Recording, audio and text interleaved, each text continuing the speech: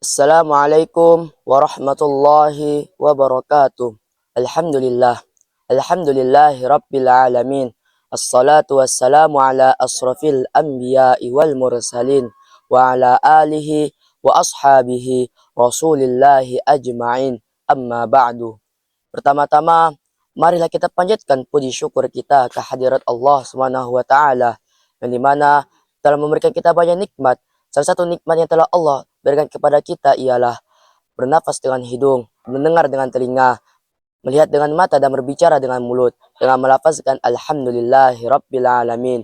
Salawat serta salam tidak lupa kita hadiahkan kepada junjungan alam, yakni Nabi besar kita, Nabi Muhammad sallallahu alaihi wasallam, dengan melafazkan Allahumma salli ala sayyidina Muhammad wa ala ali sayyidina Muhammad. Assalamu alayka ya Rasulullah. Assalamu alayka ya Habiballah. Baik, tanpa merupakan mukaddimah, saya sebagai kultum kuliah 7 menit akan menyampaikan sedikit ilmu kepada bapak-bapak, ibu-ibu tentang mengenai 3 ibadah agung yang dapat mendekatkan diri kita kepada Allah Azza wa Jalla. Bulan Ramadan akan segera berlalu. Hendaklah kita mengevaluasi diri kita masing-masing tentang apakah yang sudah kita perbuat pada bulan yang mulia ini. Bulan ini akan menjadi saksi di hari akhir atas semua perbuatan yang telah kita lakukan padanya. Saksi yang akan memberatkan kita atau saksi yang akan meringankan. Maka hendaklah kita memanfaatkan waktu yang tersisa untuk bergegas bertaubat, memohon ampun kepada Allah Azza wa Jalla, dan memperbanyak amal soleh. Semoga semua kebaikan yang kita lakukan setelah menyadari berbagai kesalahan dan kekurangan bisa menutupi kekurangan-kekurangan yang telah kita lakukan pada hari-hari sebelumnya.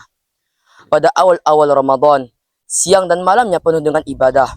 Siang hari diisi dengan puasa, zikir, dan membaca Al-Quran.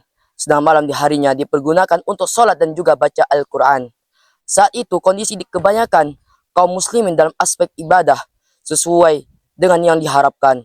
Mereka bersemangat dan sangat antusias memanfaatkan detik demi detik dalam rangka beribadah kepada Allah Azza wa Jalla. Namun kini hari-hari yang penuh dengan keberkahan itu akan segera berlalu, meninggalkan kita. Padahal masih banyak yang belum termanfaatkan dengan maksimal. Kita berharap dan berdoa kepada Allah Azza wa Jalla. Semoga Allah Azza wa Jalla memberikan kemampuan kepada kita semua untuk memaksimalkan waktu yang tersisa dalam meraih ridha Allah Azza wa Jalla. Semoga kita bisa mengakhiri Ramadan ini dengan meraih ampun dari Allah Azza wa Jalla atas semua dosa yang telah kita perbuat, baik dosa yang kita sadari maupun dosa yang tidak kita sadari. Kita memohon kepada Allah Azza wa Jalla agar berkenan menerima semua amal ibadah kita, terbebas dari api neraka, beruntung dengan bisa meraih surga, dan semoga Allah Azza wa Jalla mempertemukan kita kembali dengan Ramadan tahun berikutnya dalam keadaan yang lebih baik. Mengakhiri bulan Ramadan yang penuh berkah ini, Allah Azza wa Jalla mensyariatkan kepada kita beberapa ibadah agung yang bisa menambah keimanan kita kepada Allah Azza wa Jalla dan bisa menyempurnakan ibadah kita serta bisa semakin berlengkapi nikmat Allah Azza wa Jalla kepada kita.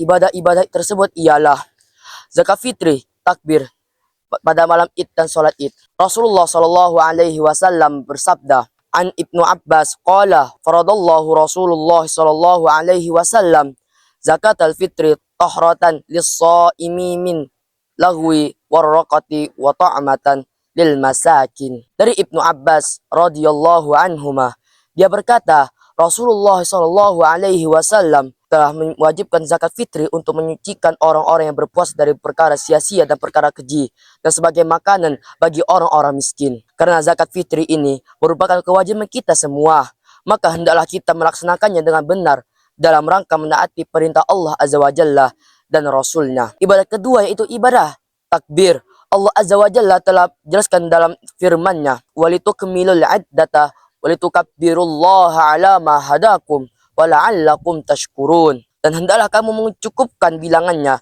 dan hendaklah kamu mengagungkan Allah atas petunjuknya yang diberikan kepadamu, supaya kamu bersyukur. Surah Al-Baqarah ayat 2 halaman 185. Maka hendaklah kita bertakbir dengan mengucapkan Allahu Akbar, Allahu Akbar, Allahu Akbar walillahil hamd. La ilaha illallah wallahu akbar, Allahu Akbar walillahil hamd. Takbir ini diucapkan dengan suara keras oleh kaum laki-laki, namun bagi kaum wanita, maka takbir ini dilakukan dengan suara yang lebih kecil. Ibadah yang ketiga yaitu salat Id. Dalam rangka pelaksanaan ibadah ini, Rasulullah Shallallahu Alaihi Wasallam memerintahkan kepada para lelaki dan wanita hingga para wanita perawan dan pingitan serta orang yang tidak memiliki kebiasaan keluar rumah untuk keluar melaksanakannya. Beliau Shallallahu Alaihi Wasallam memerintahkan mereka semua termasuk wanita yang sedang mau haid diperintahkan untuk keluar agar dapat menyaksikan kebaikan dan doanya kaum muslimin. Para wanita yang sedang haid ini tentu harus menjauh dari tempat sholat sehingga tidak duduk di tempat sholat id. Wahai kaum muslimin, hendaklah kita keluar semua, laki dan perempuan untuk sholat hari raya dalam rangka beribadah kepada Allah Azza wa Jalla dan melaksanakan perintah Rasulullah Sallallahu Alaihi Wasallam serta berharap kebaikan dan doanya kaum muslimin. Berapa banyak kebaikan yang diturunkan oleh Allah Azza wa Jalla dan betapa banyak doa-doa yang diijabahi atau dikabulkan oleh Allah Azza wa Jalla kala itu. Inilah 3 ibadah yang disyariatkan di penghujung bulan Ramadan. Semoga Allah Azza wa Jalla memberikan hidayah taufiknya kepada kita semua sehingga bisa melaksanakan 3 ibadah ini dengan baik dan benar. Sekian yang dapat saya sampaikan. Lebih kurang mohon maaf. Sesungguhnya kelebihan itu adalah miliknya Allah SWT dan kekurangan itu adalah milik saya pribadi. Bila taufiq wal hidayah warina wal hinayah. Wassalamualaikum warahmatullahi wabarakatuh.